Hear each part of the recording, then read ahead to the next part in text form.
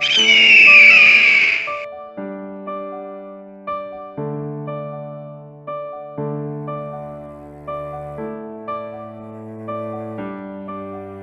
Majesty, Excellencies,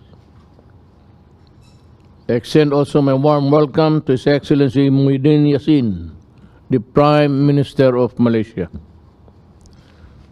We are in the middle of an unfolding catastrophe, unprecedented in scale and devastating in impact for all. We face a new and different kind of enemy. In the most visceral way, COVID-19 is upending the totality of our way of life, and this virus threatens to exact the highest tolls on our people and our economies. We are forced to impose drastic measures to address this pandemic.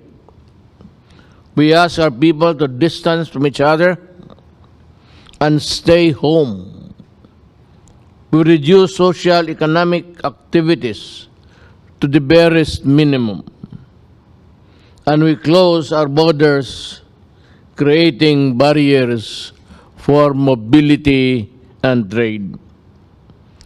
These immediate responses, while necessary, could drive our societies and larger international community further apart. And yet, an effective strategic response requires that we come together and cooperate even more. Retreating from the regional and global connections cannot be the answer. To effectively overcome the challenge of COVID-19 pandemic, ASEAN must collaborate and coordinate within our region and beyond. First, our healthcare systems are under increasing stress as the number of infections rise. We face a shortage of vital medicine and medical equipments and supplies. We need to boost production and facilities intra-ASEAN trade of these life-saving necessities. Second, we are particularly concerned with food security in this period of lockdowns.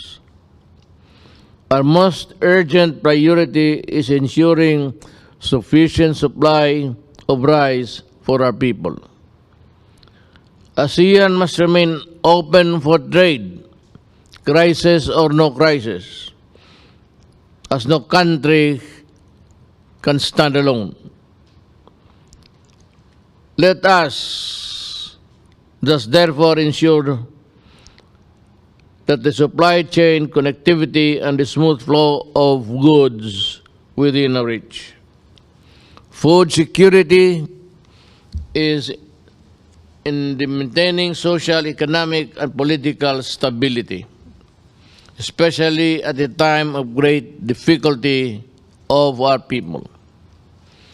We can ignore this, but only at our own risks. These measures address here and now issues that they are really important, but they are not enough.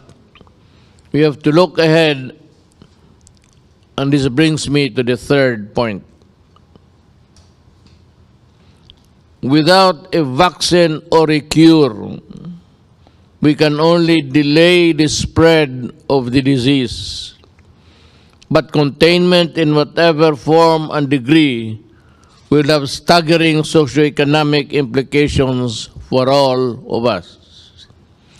It is therefore imperative that we support vaccine and research and development initiatives. We should fast-track cooperation with our dialogue partners in this area. For its part, the Philippines is ready to join solidarity with with clinical trials for COVID-19 treatment. Fourth and finally, COVID-19 will not be the last pandemic the world will face. We have to be ready for future outbreaks. We therefore have to improve and expand existing ASEAN mechanism to cover public health emergencies. Specifically, we should establish an early warning system for pandemics in the region. This is something vital and concrete that we can do in a collective manner.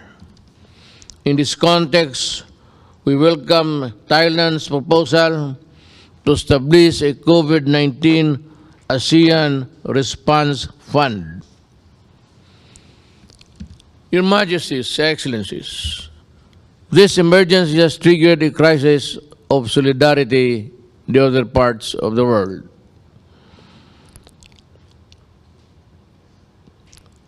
As we always have in time of great challenges, ASEAN stands in unity, mutual assistance, and confidence in our collective unity. We thank Vietnam for its leadership in crafting and coordinating ASEAN's response from the early stages of the outbreak.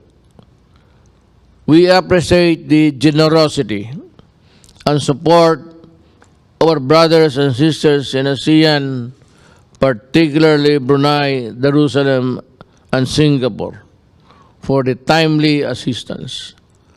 I take this opportunity to convey our deepest gratitude, the gratitude of the Filipino people. Our present challenge transcends borders and exempts no one. Regardless of how we handle the crisis within our respective territories, we can only be truly safe if we defeat this virus everywhere. Let us therefore strengthen our networks of solidarity and cooperation. Let us surmount this crisis together. Thank you.